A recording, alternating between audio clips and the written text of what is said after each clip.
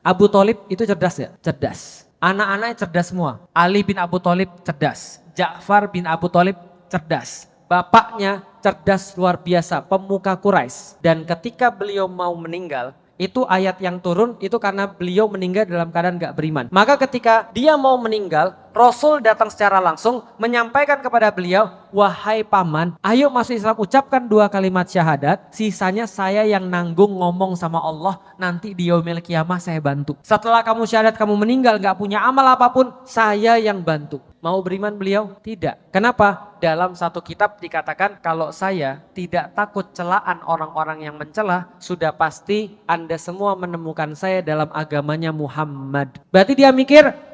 Tahu Rasul agamanya benar? Tahu, bahkan belain. Tapi dia takut dibully sama orang. Dia takut nggak dapat lagi tempat di antara orang-orang Quraisy. Kemudian juga ada riwayat dalam hadis, mendukung hadis bahwasanya paling ringannya orang diseksa di neraka itu suruh pakai sandal dari api. Kemudian ubun-ubunnya mendidih. Dan itu dikatakan Abu Thalib. Kalau Abu Thalib kafir bukan paling ringannya seksa. Mesti orang paham itu. Kalau paling ringannya seksa pasti bukan kafir. Kalau kafir bukan paling ringannya seksa. Itu juga mendukung makna ini. Maksud kami sudahlah, kalau sudah ada hubungan dengan baginda Nabi, kalau masih mungkin kita takwili, kita tafsiri semacam itu, kita bisa, kita bawa.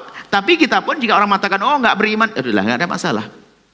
Urusanmu itu, urusan hatimu dengan baginda Nabi. Kalau saya nggak bisa mengatakan, karena ternyata masih banyak untuk husnudzon, masih banyak dengan ilmu, bukan dengan hawa nafsu, dengan ilmu tadi. Sederhana seperti itu. Allah alam. Tapi harus diingat, ada juga ulama-ulama yang menentang pendapat itu. Maka kita memilih pendapat yang lebih selamat. Ayat yang ada kalanya digunakan sebagai dalil yang menyatakan bahwa Sayyiduna Abu Thalib itu bukan meninggal dalam keadaan Islam, yaitu di surat Al-Qasas. Innaka la tahdi man ahbabta walakinnallaha yahdi may yasha wallahu a'lamu bil muhtadin. Seakan-akan ayat ini selalu dikaitkan kepada Sayyiduna Abu Thalib. Sesungguhnya engkau tidak dapat memberikan petunjuk. Mereka kaitkan pada waktu itu seakan-akan asbabun nuzul ini turun di saat menjelang wafatnya Sayyiduna Abu Thalib. Kemudian Nabi menawarkan agama Islam. Di saat itu ada Abu Jahal, ada Abu Lahab, dan tokoh-tokoh kaum Quraisy minal musyrikin. Akhirnya Sayyidina Abu Thalib tidak mengikuti tawaran Nabi untuk masuk Islam, meninggal dunia. Maka ayat ini turun karena Nabi sedih tidak bisa menyelamatkan pamannya.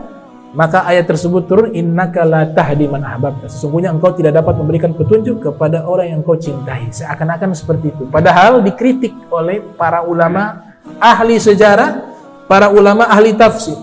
Al-Imam Fakhruddin Ar-Razi dan Al-Imam Al-Wahidi Naisaburi dalam kitabnya Asbabun Nuzul, mereka menyatakan, meriwayatkan daripada Al-Imamul Husain bin Fadl mengatakan ayat tersebut turun di akhir-akhir berhentinya wahyu ketika di Madinah, sedangkan Sayyiduna Abu Thalib meninggal di kota Makkah.